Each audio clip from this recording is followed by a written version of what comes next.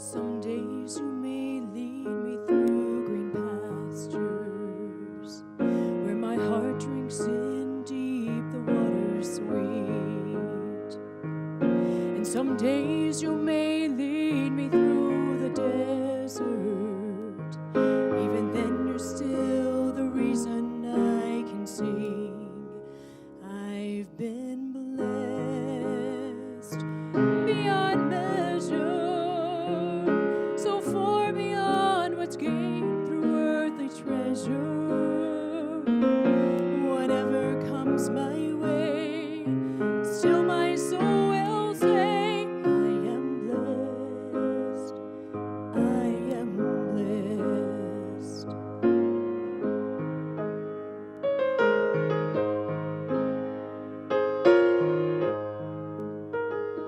Through the trouble, pain, and disappointments, when it seems that I have nothing left, you will never leave me or forsake me. I will testify until my dying breath. I am lost beyond measure, so far beyond what's gained through earthly treasure. Whatever comes my way, still my soul will say, I am blessed, I am blessed. You alone will my reward. With you I want for nothing more. And because your goodness follows me all of my days,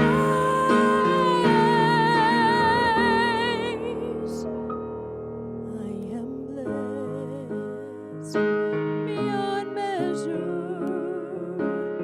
so far beyond what's gained through earthly treasure. Whatever comes my way, still my soul will say, I am blessed, I am blessed, I am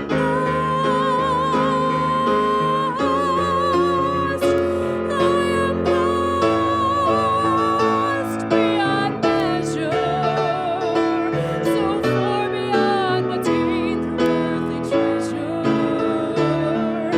Whatever comes my way, still my soul will say, I am blessed, I am blessed, I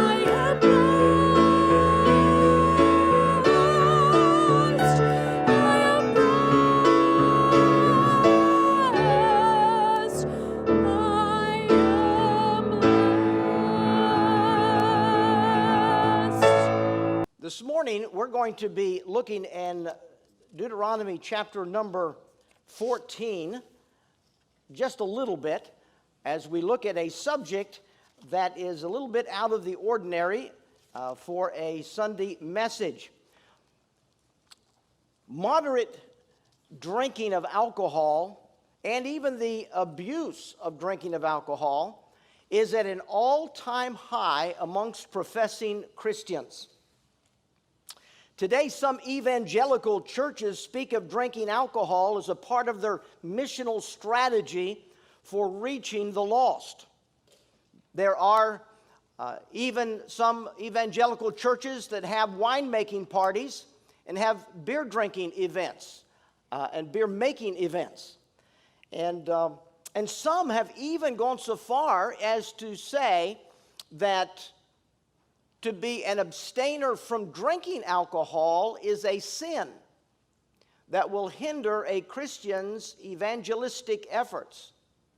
Yes, things have changed a lot in my lifetime regarding the attitude of Christian people towards the consumption of alcoholic beverages. Now, certainly this is clearly a very controversial topic in Christianity, particularly among young adults. And when dealing with controversial issues that are dealt with in the Bible, I look for opportunities to deal with those issues at a time where they naturally come up in the study of the Word of God, in a series of messages that I'm preaching. And we have been preaching through the Gospel of Luke, and the last couple of weeks we have been preaching on the upper room experience where Jesus Christ observed the Passover meal with his apostles, and in which he transformed that Passover into the Lord's Supper. And there at the Passover meal, with the 4 cups of wine that they drank, Jesus inaugurated the Lord's Supper. And with what the Bible calls the cup, the Bible never uses the word wine in reference to the Lord's Supper. Jesus used the word cup and spoke of its contents as the fruit of the vine. And yet in the Jewish tradition, they would have had and consumed four cups of wine in the Passover meal that Jesus and the apostles observed. And so there's an issue with regards to the drinking of alcoholic beverages and Jesus Christ. All Christians who defend the moderate use of drinking alcoholic beverages in social settings lean heavily on one or both of 2 assumptions. Assumption number 1 is that all wine is alcoholic. Therefore, when the Bible speaks of wine, the Bible is speaking of an alcoholic beverage in every instance. And the second assumption is that Jesus Christ personally drank wine, alcoholic wine. He made alcoholic wine, and he served alcoholic wine to others. And if Jesus could drink, make, and serve alcoholic beverages, then it would certainly be inappropriate for Christians to speak of that as not being appropriate. Those 2 assumptions are always leaned upon by Christians who defend the moderate use of alcoholic beverages in one's lifestyle. However, it's interesting to me that those who make those assumptions do so without any acknowledgement of historic information, without any acknowledgement of the truth of history regarding wine that refutes their assumptions. And so their assumptions are based on shallow thinking and an ignorance of reality in history and development of wines in our world. And so we should, as Christians, always seek truth. Truth is more important than opinions. Truth is more important than preferences. Truth is the bottom line, and throughout the Bible, we are implored by God to seek truth. That's our greatest need. We don't need proof texts to make us feel good about what we want to do. Rather, we need to meditate on the Word of God. We need to study the Word of God and appeal to truth. We need to approach the Bible that way in every issue. One of the common mistakes that people make in Bible study is they read the Bible through the lens of 21st century man. And to do so will sometimes lead one to make assumptions that aren't true. We should always read the Bible through the lens of the original receivers to whom the Bible was written, to understand the people, the customs, the culture of the people that received that instruction is paramount to understanding what God meant when he wrote what he wrote. Assumptions that are created by assuming that the Bible is to be understood as if it were written in today's culture, those assumptions are corrected by truth. And so the bluff this morning, the bottom line up front this morning is simply this: the Bible provides absolutely no justification for consuming of alcoholic beverages as they exist in today's marketplace. Now, what can we learn from history, and what can we learn from the Bible, and what can we learn that sheds light on this controversial subject? Well, let me address this in a series of questions. Question number 1 is this: does God God's allowance of something in the past mean that it is appropriate for today? If God allowed for something in the past, does that automatically mean that it's appropriate in my world today? And so let me start off with an acknowledgement that 3,400 years ago, 3,400 years ago, when God sent Moses, and Moses recorded the book of Deuteronomy, which was written 3,400 years ago, when God did that, God did condone and God did encourage his people to socially consume some alcoholic beverages as they existed in their day. Does the acknowledgement of that mean that it is appropriate and condoned by God to consume any alcoholic beverage that is produced and marketed today? Well, this question and answer reveals whether or not we are going to think shallow or whether we're going to read and think and study. There's a principle I want to suggest to you. At first glance, the principle doesn't sound right and correct, but I want you to think for a moment about this principle. Let me state the principle. And I believe it's printed in your little sermon worksheet. Forbidden or ungodly activities to be avoided by God's children have not been static or fixed throughout time.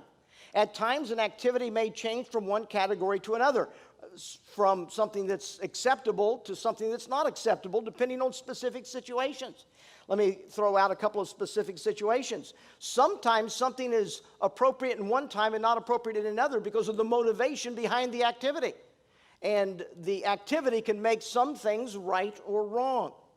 But another situation is that there are times when the activity changes or culture around the activity changes, so the activity itself is not exactly the same as what it was in a previous time. There can be times when an activity was condoned and acceptable to God, but then the situations around that activity and the very activity itself changed in time and history, and it became not appropriate for God's people. Now, Dr. Peter Masters, pastor of Metropolitan Baptist Tabernacle in London, England, he's pastored that church for 50 years.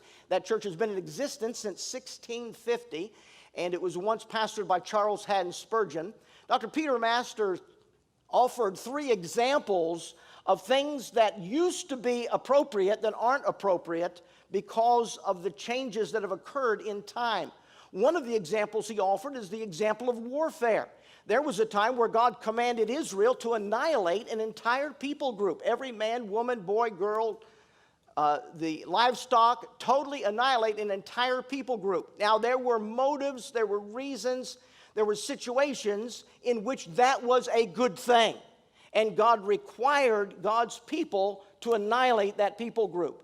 Because we recognize that that was appropriate at one point in history does not mean that all warfare is appropriate. There is warfare that is appropriate. There is warfare that is evil and wicked. And so one cannot just say, well, God condoned warfare, and so therefore God always condones warfare. That is not true. The principle is not static, or the activity is not static in the category of right or in the category of wrong. There are extenuating circumstances. Dr. Peter Masters offered a second example, and that's slavery. 3,400 years ago, when God wrote the book of Deuteronomy, when it was recorded, the law of God, God allowed for slavery in Israel.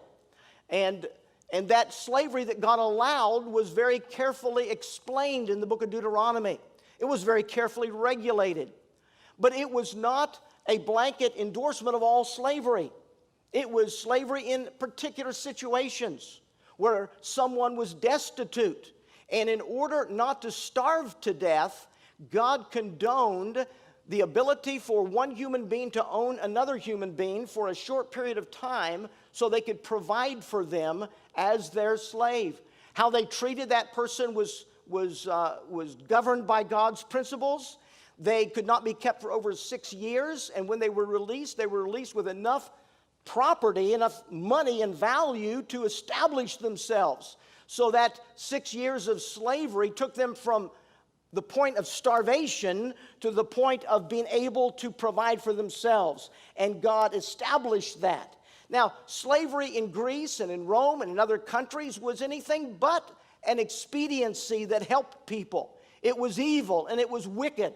We see that in a climax in our own country's history, where slavery became a wicked and an evil thing. It always was in our country, a wicked and an evil thing.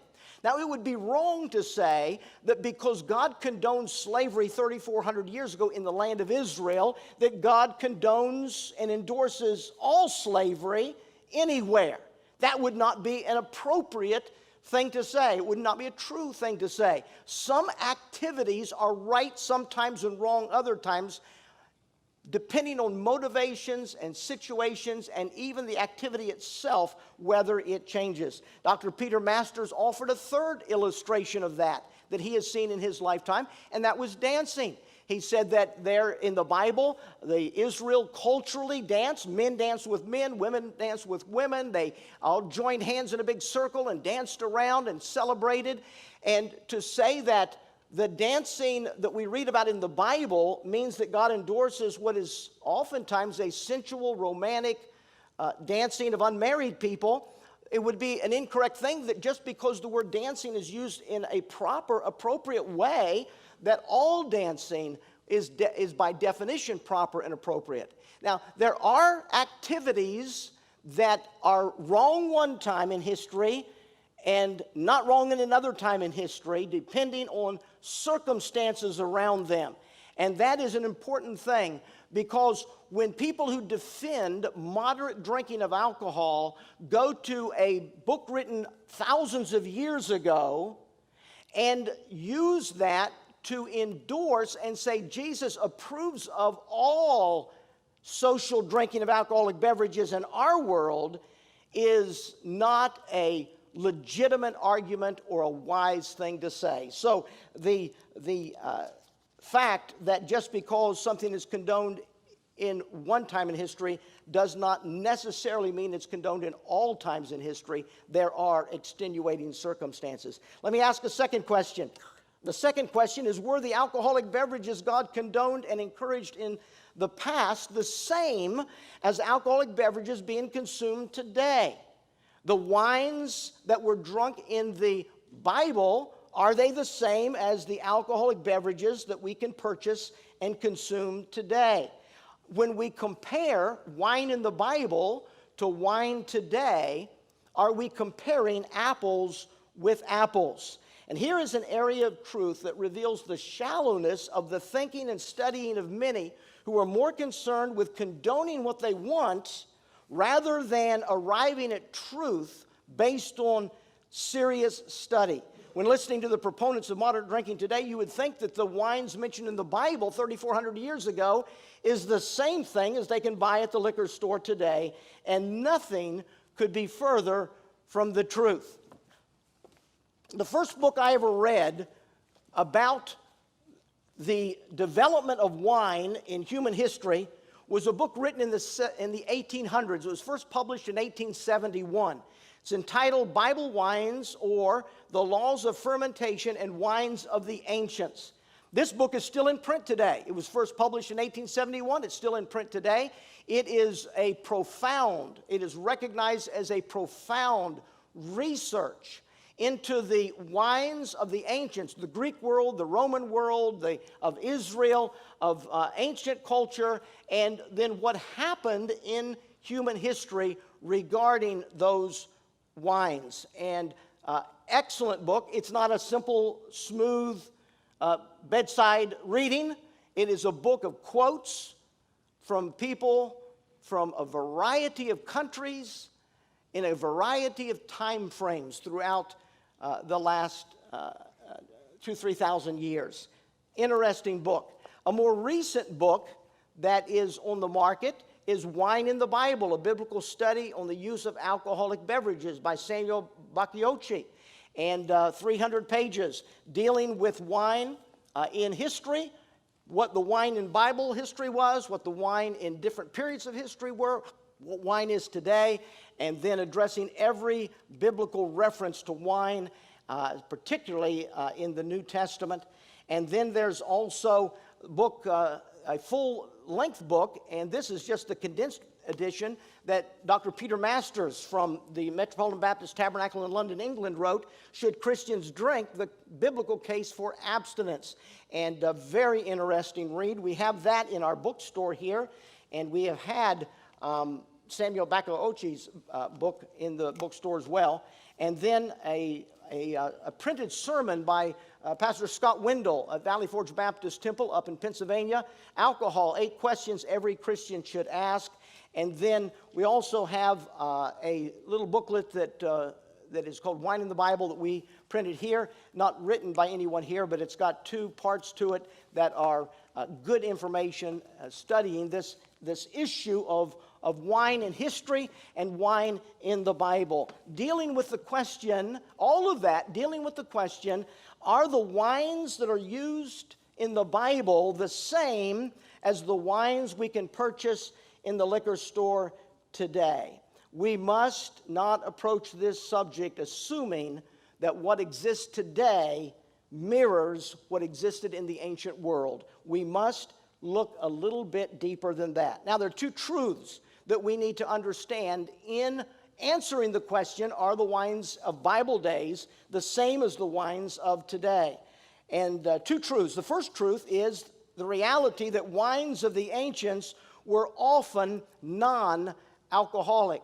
We would assume in reading the Bible, we see the word wine because we know what the word wine means in our culture today, and wine is always used of an alcoholic beverage. So we would assume through a 21st century eyeball, we would read the Bible and say, well, this is alcoholic beverages that are being talked about. That is not a given because the ancients valued non-alcoholic wines. And anyone who studies the wines of ancient Middle Eastern world knows that many times, most of the time, wine was non-alcoholic.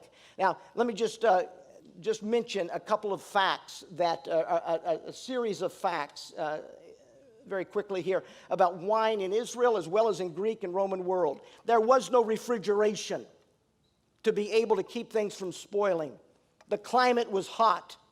Natural fermentation occurred quickly.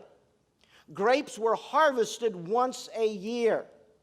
Families had to process that grape harvest to supply them a year's worth of beverage to consume as a family before the next grape harvest. There was no liquor industry producing fresh alcoholic beverages throughout the year. They had one shot at it. Whatever the wine they made it in the summer, and it lasted till the next summer. Safe drinking water was not always available. Fruit juices were preferred beverage, and much effort would be expended to preserve their grape harvest so that it would last for their family to use throughout the entire year. The Greeks and the Romans, in addition to the Jews, took great measures to keep their fruit juices from fermenting. They didn't want them to ferment. They considered them to be more valuable unfermented. And so the Greeks and the Romans, as well as the Jews, took great measures to keep their fruit juices from fermenting because they preferred it that way. And they called their unfermented grape juice wine. The Roman historian Pliny often referred to unintoxicating wine, wine that did not make you drunk. The Roman poet Horace wrote in 35 years before Christ, he said, and I quote, "Here you drink under a shade cups of unintoxicating wine." The wines were not intoxicating. They were not fermented.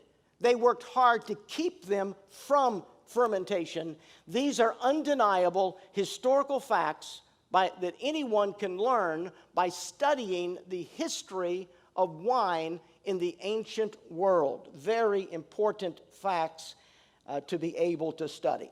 Now, what we're going to do is have a wine-making party here this morning. So, we're going to step back in history, a couple of thousand years, and we're going to make some wine for us. I told Roger Thomas that we were going to have a wine drinking party at church today, and then I corrected that and said, I'm the only one that's going to be drinking the wine. So it's not going to be a wine drinking party, it's going to be a wine making party here at church today. So,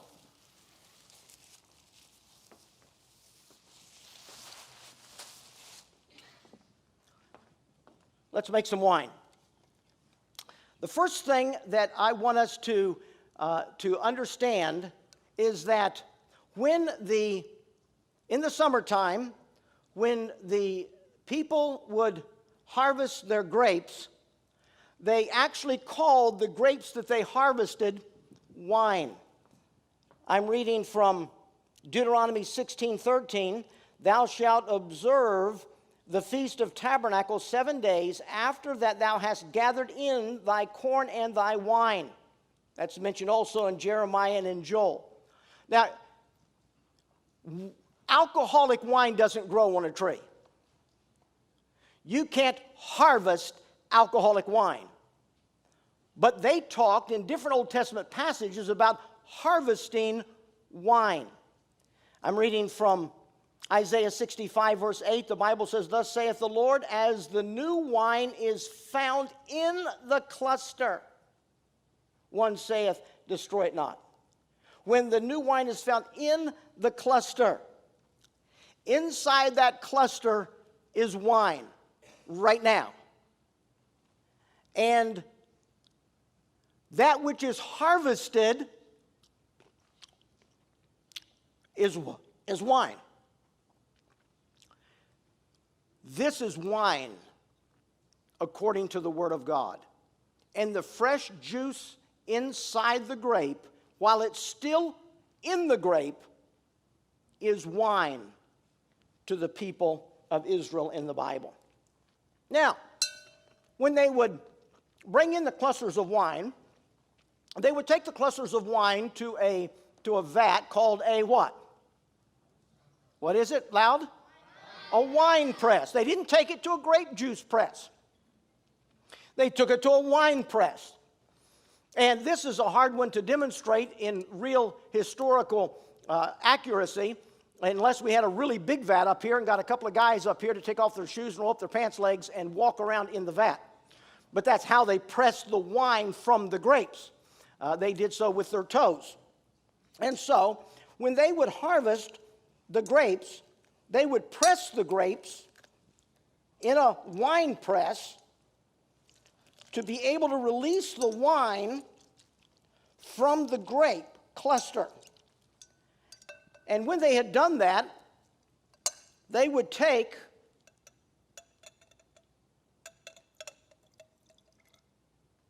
the wine, that's wine in the Bible. The fresh pressed grape juice, as soon as it comes out of the cluster of grapes, is very good wine. That is wine in the Bible. Now, they lived in a very hot climate. They had no refrigeration. So if they left that wine just for just a few days, it would ferment. And that wine fermented would now be alcoholic. Now, this is not alcoholic, just by way of clarification. This is non-alcoholic red grape juice cocktail. But for purposes of illustration, we're going to call this alcoholic wine for the purpose of demonstration. So, the grapes that they pressed and got the wine from the grapes, that grape wine would then become alcoholic in a short period of time. And they would have alcoholic wine for use. We'll just set that aside here for just a few moments. Now, they didn't want their wine to be alcoholic, so they would keep some of their wine non-alcoholic. Now, this is non-alcoholic wine from great Mr. Welch. Did you know that Mr. Welch went into business producing Concord grape juice so that churches would have something to use in the Lord's Supper? That's why Mr. Welch produced Welch's grape juice, to provide juice for churches that was non-alcoholic to have for their Lord's Supper. So this is non-alcoholic grape juice, and after they would press the grape juice from the grapes and had wine from the grapes, one of the first things they would do in order to keep it from fermenting is they would filter it. They would take their freshly squeezed grape juice and they would filter their grape juice. Filtering their grape juice enabled them to have non-alcoholic, non-fermented wine for a longer period of time for their family to consume, to be able to use, because they didn't have a lot of safe drinking water, and so fruit juices were their preferred beverage in the absence of sanitary water. And so they would filter their grape juice. Filtering it removed the gluten from the wine, which is what would be strategic in the process of fermentation. So once they had filtered the wine, they could then take that filtered wine, and it would last longer for their family to consume. And they would have filtered wine. They called it wine, or more specifically, they would sometimes call it filtered wine. Plutarch in AD 60 said, "Filtered wine neither inflames the brain nor infects the mind and the passions, and is much more pleasant to drink." Filtering their wine preserved it in a non-fermented state. And Plutarch said, when you drink filtered wine, it will not inflame your brain and infect your mind and your passion, and it's much more pleasant to drink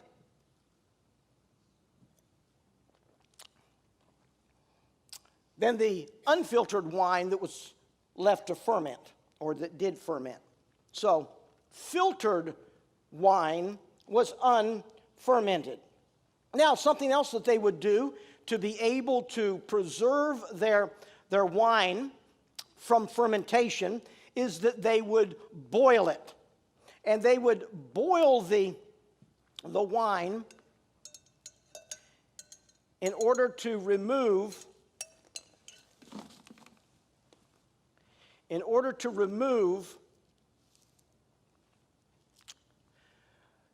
the water and reduce it down into a paste or a syrup. They would reduce it down into a syrup, and the syrup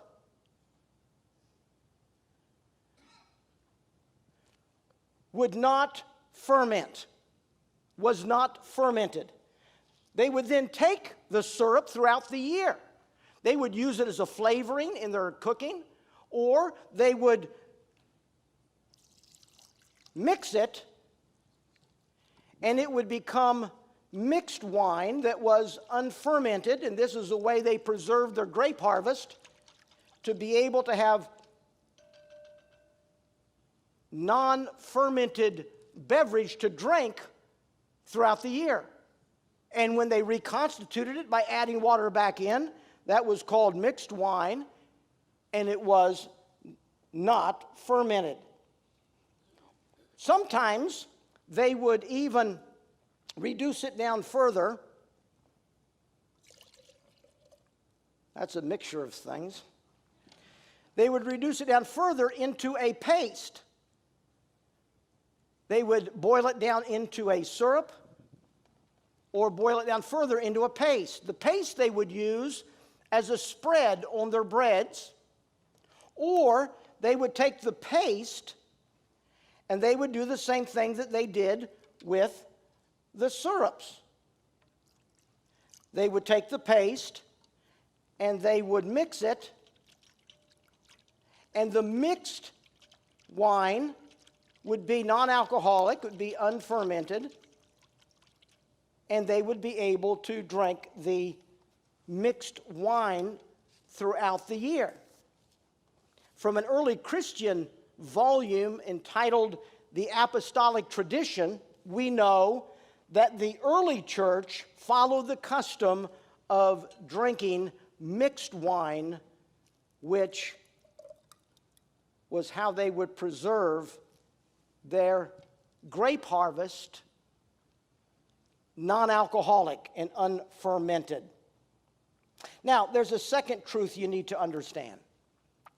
The first truth has to do with the wines themselves, the fact that most wines were not alcoholic, and the word wine was used of non-alcoholic wines.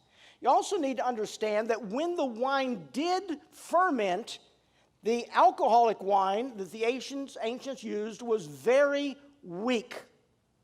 The alcoholic beverage, as a result of natural fermentation in the Middle East, would produce an alcoholic wine that averaged 9% to 11% alcoholic content. So we'll take an average of 10%. So an alcoholic wine that you could get drunk on, that was fermented, that was alcoholic, at best, at that time in history, at best, it had an alcoholic content of 10%. And that was the most potent alcoholic beverage they could have, and you could get drunk on that fermented wine. However, it would be 1,200 years after the New Testament was written before human ingenuity would discover ways to distill grains and ferment juices to a higher alcoholic content. Prior to 1,200 years after the New Testament was written, the highest alcoholic content you could have is what naturally fermented as a result of the heat, the weather, and so forth. And so during all of the Bible times, and for the 1,200 years after the Bible times, the most potent wine they could have from grapes would be about 10%. Now, what would you do with this alcoholic wine that's 10% alcohol that you could get drunk on? And they did get drunk on. The Bible talks about people who got drunk on wine. From the book of Genesis forward, people did get drunk on alcoholic wine in the Bible. So what do you do with this alcoholic beverage, this unmixed wine? Back in 1975, Christianity Today carried an article written by a man by the name of Robert Stein. It was published on June 20th, 1975. And he wrote that the ancient Greeks, he wrote an article about the ancient Greeks' use of wine. Stein explained that the ancient Greeks kept their unboiled, unmixed, and therefore alcoholic wine in large jugs. Before drinking, now this is the Greeks, this is not the Israelites, this is the pagan Greeks. Before they would drink that 10% alcoholic content beverage, they would pour it into another vessel and dilute it with water as much as 20 to 1. They would dilute it as much as 20 to 1, and that undiluted beverage was called wine, or sometimes technically mixed wine. And so they would take, and let's take a cup of 10% alcoholic wine, and they would put it in another vessel, and then they would mix it with water. Sometimes they would mix it 1 to 1. 1 part water to 1 part alcoholic wine. Now they have just diluted the 10% beverage to 5% alcohol content. Sometimes they would mix it 3 to 1. That's 2, 3. Now I've just diluted the 10% alcoholic content to 2.5%, which is beneath the level of alcohol used in our market today to qualify a beverage as alcoholic. Now, in today's standards, this isn't even considered to be alcoholic. That's mixing it 3 parts water to 1 part alcoholic wine. However, Robert Stein said they mixed it as much as 20 to 1. You remember Ulysses in Homer's Odyssey? In the 9th book of his Odyssey, Homer told of Ulysses putting in his boat a goat skin of sweet black wine that he diluted 20 parts of water to 1 part of that sweet black wine before he would drink it. Now, can you imagine? That was 3 to 1, 4 to 1, 5 to 1, 6, 7, 8, 9, 10, 11, 12, 20 to 1. And I started out with only 10% alcohol content. What is the alcohol content now in the wine that I'm serving my family? Minuscule. And you could drink as much as you want of that wine, and you'd never get drunk on wine mixed 20 parts water to 1 part wine that started out as only 10% alcohol content. Did you get that? Unmixed wine with an alcohol content of 10%, diluted with water in ratios of 1 to 1, 2 to 1, 3 to 1, all the way up to 20 to 1, in order to have a beverage that was safe to drink, because that little bit of alcohol killed the bacteria. And in a climate without refrigeration, without safe water, there was a great need to preserve their grape harvest to be used by their family for the entire year. And the vast majority of the use of that wine was non-alcoholic or so slightly alcoholic that it merely provided a safe beverage for the family to drink. All of it was called wine. And the result was, depending on the ratio of mixing, something safe for your kids to drink in a culture that didn't have safe drinking water. And the Bible called it wine. 1,200 years later, man discovered how to make higher contents of wine. But we're talking about wine in the biblical era. So one thing you could do with this alcoholic beverage is you could mix it with water, so the alcohol content mixed with water would kill the bacteria and provide you a safe beverage to drink, and how potent it was would depend on the ratio of how much water you mixed in. The other thing you could do with it is you could just drink it the way it is. 10% alcoholic content, you could drink it and you could get drunk on it. A guy whose name I cannot pronounce, begins with an M, from Athens, said, and I quote, "The gods have revealed wine to mortals to be the greatest blessing for those who use it aright." Now, this is not Israel, and this is not someone speaking from a position of understanding God. Here, this is a pagan talking about how the gods of his culture has given as a blessing to them wine. And he said, it's the greatest blessing for those who use it aright, but for those who use it without measure, the reverse. It gives food to them that take it and strength in mind and body. In medicine, it's most beneficial. It can be mixed with liquid, and it brings aid to the wounded. Now listen carefully. In daily intercourse, as a daily beverage to drink, To those who mix it moderately, it gives good cheer. But if you overstep the bounds, it brings violence. Mix it half and half, and you get madness.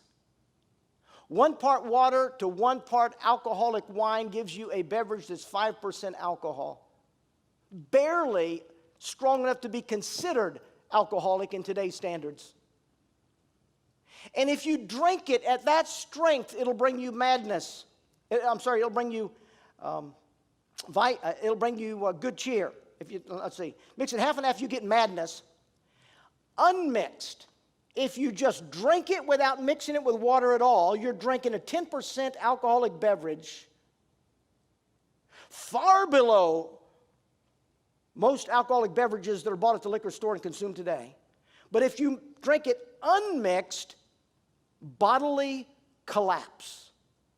This is a pagan man who sees the use of alcohol in his culture and says when you mix it down to a low alcoholic content, it's a good drink. If you only mix it 1 to 1, it'll make you mad, 5%. If you drink it straight at 10%, bodily collapse. Now, if modern Christians who wish to defend the moderate use of alcoholic beverages would limit their consumption of alcohol to mirror the wines drunk by God's people in ancient times, that means they would drink non-alcoholic wine most of the time. And when they drank alcoholic wine, they would drink a wine that was so very weak in content that it was just enough alcohol to kill the bacteria and make the beverage safe for the family to drink. Do Christians really want to mimic the alcohol use of the Bible? Or do they want an excuse for what they prefer? That depends on whether you are a shallow thinker or a deep thinker. Whether you are a person who studies or a person who just looks for proof texts to make you feel better about what you want to do. Smith's Bible Dictionary, written back in 1863. This was about, 400 years after man began to make wines more potent. Smith's Bible Dictionary, quoting Canon Farrar from 1863, said the simple wines of antiquity was incomparably less deadly than the stupefying and ardent beverages of our Western nations. The wines of antiquity was more like syrups. Many of them were not intoxicant, many more intoxicant in a small degree, and all of them, as a rule, taken only when largely diluted with water. Are the wines of today the same as the wines in biblical times? Not by a long shot. Can I use the Bible's acceptance of wine as they had it in their culture as an excuse for consuming the alcoholic beverages that are multiplied times more potent and deadly and intoxicating and addictive than what those wines were in the Bible? No. We would not be comparing apples to apples or even grapes to grapes. We'd be comparing two things that are very, very, very different, ignorant of their differences. Well, let me just mention these other couple of questions before we close. Were there boundaries that limited the use of alcoholic beverages in the past? Yes, there were. There was a boundary of availability. There wasn't an industry producing alcoholic beverages year-round. There was the grape harvest in the summer. And what you do with that grape harvest has to last for an entire year. That limited the use of alcoholic wine as well as non-alcoholic wine in biblical times. It had a great, by the way, the wedding at Cana, that wedding occurred just before the Passover in the spring. It had been months and months and months since they had taken in their last grape harvest, and they didn't have enough syrup and paste to mix down and make the beverage for the wedding guests. They ran out of wine. And so Jesus Christ made some fresh, sparkling, desirable, what that culture considered the very best wine, which was unfermented, non-alcoholic wine that would have been consumed in that era of history by that family. We live in a very different world today. This is not a world where a family harvests its fruits and grains once a year and produces from that harvest a year's worth of safe beverage. It's wrong and lacking in reason to assume that since God allowed the use of a slightly alcoholic, watered-down beverage as a safe drink 2,000 to 3,400 years ago, that he approves of the unlimited supply of highly toxic and addictive alcohol to people who have an unlimited, safe, non-toxic, non-addictive beverages from which to choose. We are not at a place and at a time where we don't have drinking water. And we need something to kill the bacteria before we drink our water. That's a totally different world. The boundary of availability limited their use. And then there was the boundary of restrictive use. Even in a culture that valued unfermented fruit juices as a good beverage, and even if it was fermented, it was just barely had an alcoholic content that made the water safe. In spite of that culture, even in that culture, God demanded that some people not drink even the watered-down, hardly alcoholic beverage. He forbid it for priests at the temple. He forbid it to kings. He forbid it to Nazarites. He said total abstinence, even in a culture where they used a slightly alcoholic beverage for safe beverages to drink. There were limitations even in that culture.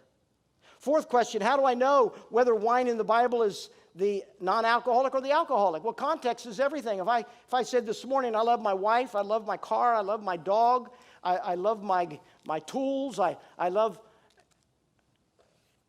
You would say, you love your dog just as much as you love your wife?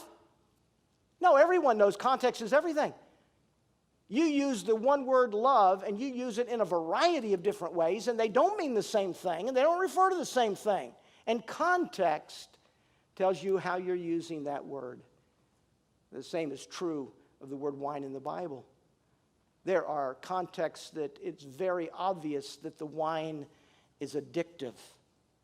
There are verses where it's very obvious that the wine is a wonderful, delightful blessing from God. And there are places in the Bible where the word wine doesn't have any moral judgment, good or bad. The context dictates whether the wine is alcoholic or non-alcoholic. One final question. Has the danger posed by alcoholic beverages in the past changed? The use of fermented beverages in Israel in ancient history had its problems. That's why Proverbs 20 verse 1 says, wine is a mocker, strong drink is raging, and whosoever is deceived thereby is not wise. Even the alcohol that they had from natural fermentation was a problem, and God condemned it. Proverbs 23, who hath woe, who hath sorrow, who hath contentions, who hath babbling, who hath wounds without cause, who hath redness of eyes, they that tarry long at the wine, they that go to seek mixed wine. These were mildly alcoholic. You had to consume a lot of it to become drunk.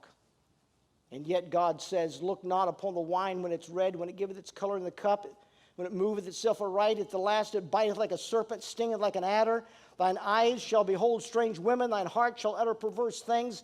Yea, thou shalt be as he that lieth down in the midst of the sea, and as he that lieth upon the top of a mast. They that have stricken me, shalt thou say, and I was not sick. They have beaten me, and I felt it not. And when I wake, I'll seek it yet again. As bad as the abuse of alcohol in ancient world, where their alcohol was hardly potent in comparison to today's standards, the alcohol of today is infinitely worse. 40% of all violent deaths, 50% of all traffic fatalities, 25% of hospitalized psychiatric patients, all because of the use of the legal drug of alcohol in America.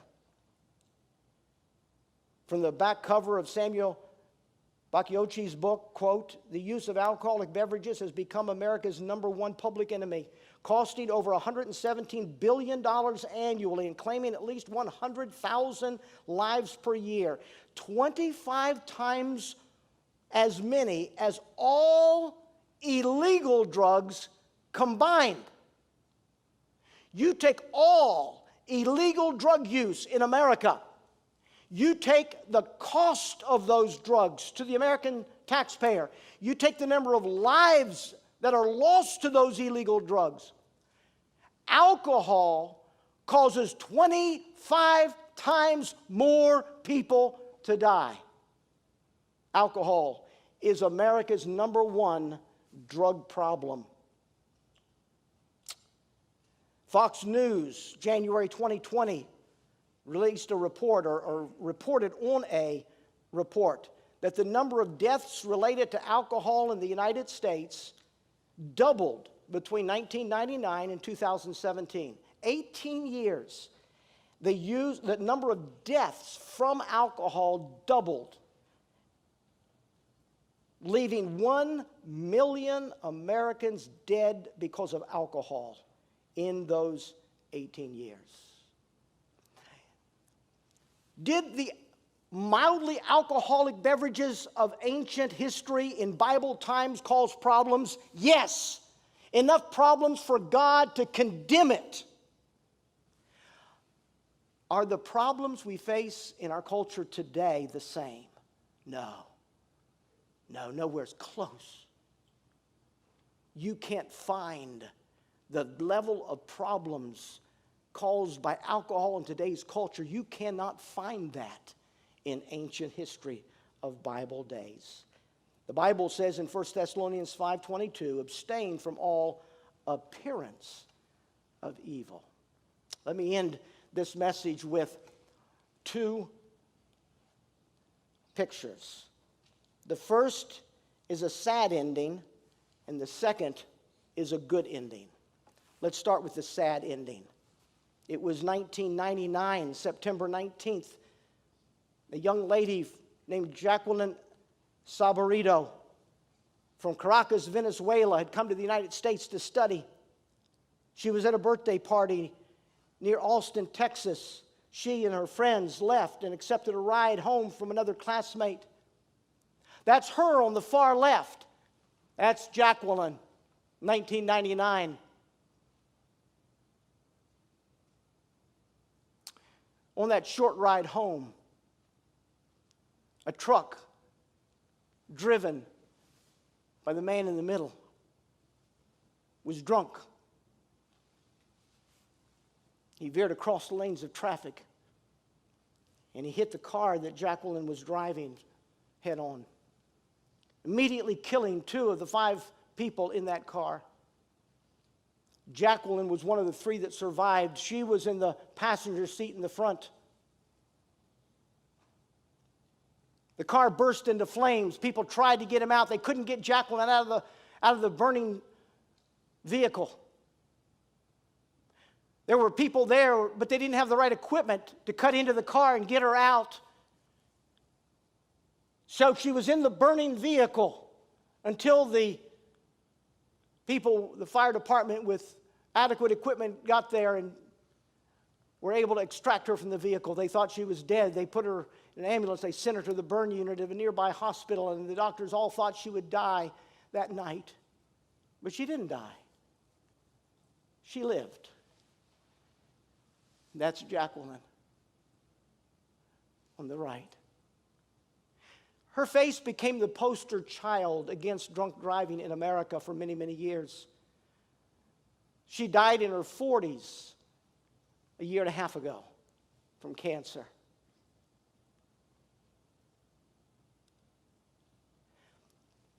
Jacqueline met the young man that was driving the vehicle. She was left with second and third degree burns to more than 60% of her body. 120 reconstructive operations. In June of 2001, the man that hit her was convicted on 2 counts of intoxicated manslaughter, and she went to the trial, and she spoke with him, and she forgave him for what he did to her. The young man later said, and I quote, "What sticks out in my mind is Jacqueline saying, 'Reggie, I don't hate you.'" It's really touching. Someone can look you in the eyes and have that much compassion after all that I've caused. Now, my question is this: to the person who condones the use of alcoholic beverage in a culture where we have every opportunity to consume healthy beverages that are non-alcoholic, those that know that alcoholic is deadly, it's destructive, it's intoxicating, it's addictive, but they defend their right to use it anyway. My question is, what would your opinion be if that was your daughter? Or if that young man was your son? Would you still condone the use of such a deadly drug in America if that was your family? That's a sad ending to the story of alcohol. But let me give you a good ending. Here's a happy ending.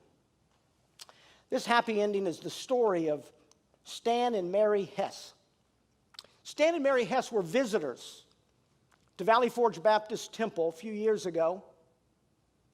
They came to the church as visitors, just there to take in a service. And Scott Wendell got up and he preached a sermon on alcohol, very similar to what I've spoken of today. And as a matter of fact, they took his sermon and they printed it, and there's a copy of this that we bought 40 copies so every family could take a copy home with them after the service this morning. By the way, ushers, I forgot to tell you, they are in the usher's closet, need to be put on a couple of tables, one in the foyer and one in the fellowship hall, so that when we leave in a few moments, people can access those. Scott Wendell preached on alcohol, a sermon very similar to what I've shared with you today. And Stan and his wife Mary, they are the operators of one of the largest hot air balloon companies, tourist companies in America, located up in the Poconos, up in Pennsylvania. They had, up to that time, they had served over 5,000 alcoholic beverages to their clients at the end of a hot air balloon ride. And they listened to Scott Wendell preach a message on biblical wines and the history of wines in humanity. And he and Mary went home and they poured out every ounce of liquor in their house. They poured it all down the drain. And they decided that day that they would not serve another alcoholic beverage in their company. And they began to serve sparkling cider as opposed to an alcoholic beverage. And within a month, they were all baptized at Valley Forge and became members of Valley Forge Baptist Temple and continued to grow and learn more about the Word of God and what it means to live a Christian life. The sermon he preached, you can take home with you and be able to read it. It's a happy ending to an alcohol story, and we thank God for happy endings. What do you do with a sermon like this? Let me give you 4 things you can do with a sermon like this. Number 1, you can decide, now that I know what wine is in the Bible and in ancient culture and how different it is today, I'm never going to drink alcohol again. That's one thing you can do with a sermon like this. Second thing you can do with a sermon like this is say, I need to study this more thoroughly. That's why we're giving out this. There's this booklet. There's another one, The Wine in the Bible. If you could put some of both booklets. The second one is, there's only a few copies of that, but if you're really interested and you'll read it, you can take one. You can study. You can take the books that are at the end of your worksheet, and you can study and find out if what I've told you is the truth. And you can pray and seek God as to what God's opinion is to the kind of alcohol we have today, which is vastly different than what existed in the Bible. A third thing you can do is teach your children the truth about alcohol. We taught our children about the alcoholic beverages that are sold in liquor stores today. We taught them when they were little of the evils of alcohol. We warned them. We taught them the destructive nature of it as a beverage and the horrendous cost in lives. You can teach your children the truth about alcohol to protect your children and grandchildren from the destruction of alcohol. And one final, number 4, you can love those who have chosen to ignore history and the Bible and reason. You can love them anyway. This is not something to divide friendships over. You can love people who don't make wise choices. And maybe through your example and your love and compassion for them, maybe someday they will come to the place where they will be more careful in the decisions they make for their family regarding wine's use and understanding wine in the Bible. Thank you for joining us for part of a Sunday service at Community Baptist Church. I hope to meet you soon. May God impress His love upon your heart this week.